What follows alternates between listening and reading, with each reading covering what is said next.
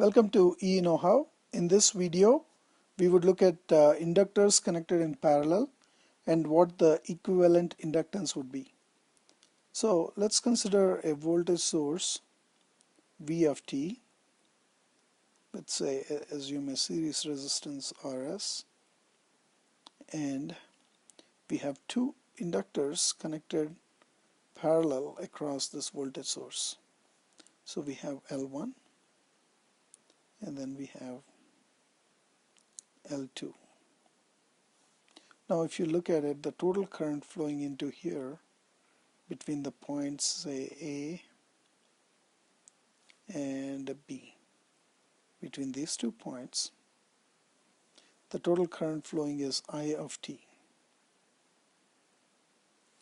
And then there would be an I1 of t flowing in here and an I2 of t flowing in here.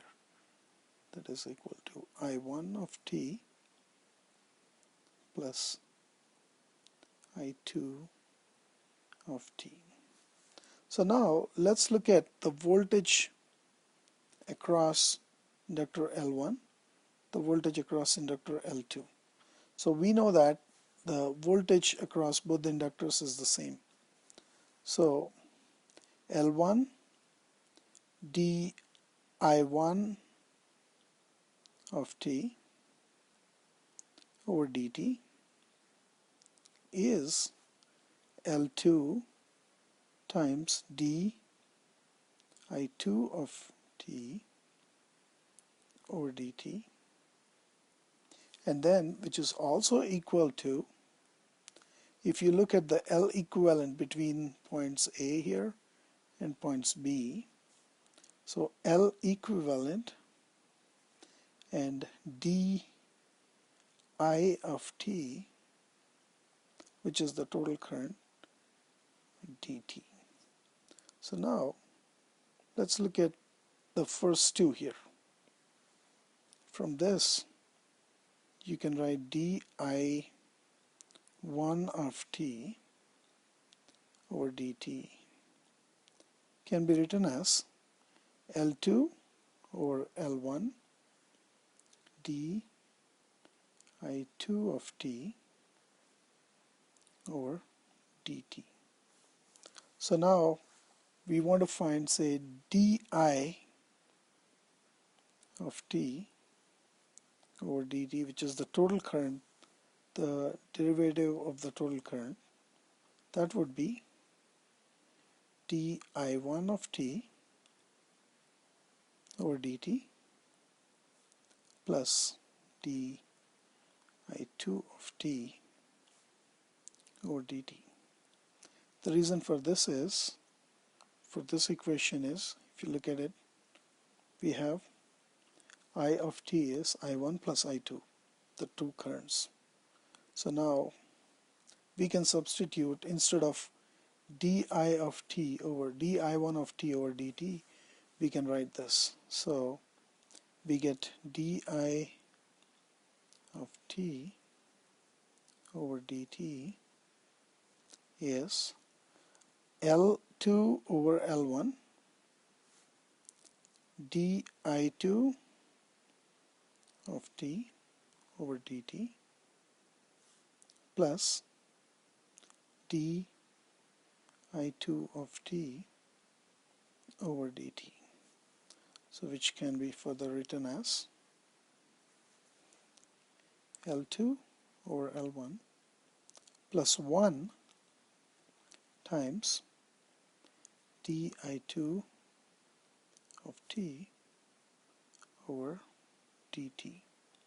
That is di of t over dt.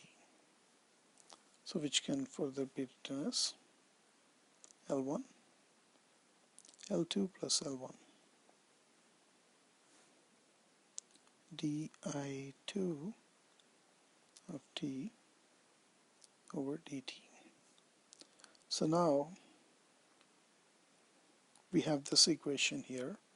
So now let's go back to this, where you got di2 of t over dt or di of t over dt in terms of di2 of t over dt. So now let's take these two equations now here. So now let's write this out. So we have L2 di2 of t over dt, which is nothing but the voltage developed across the inductor L2, which is equivalent to, this is the voltage developed across the equivalent inductor L equivalent, and now we substitute di of t over dt is this.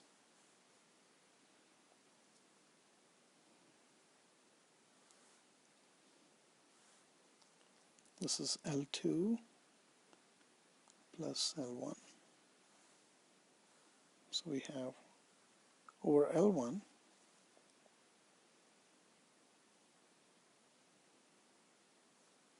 and di2 of t over dt.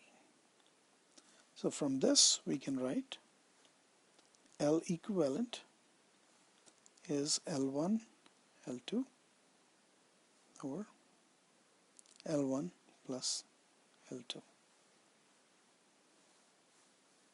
So what it says is when you connect inductors in parallel, actually you have a smaller inductance, smaller than both L1 and L2. And this is one way of basically taking the differential of the current, so basically looking at voltages. Now you could do it another easier method, but I wanted to do it this way initially. That method would be adding up the currents. You know that I of t is I1 of t plus I2 of t.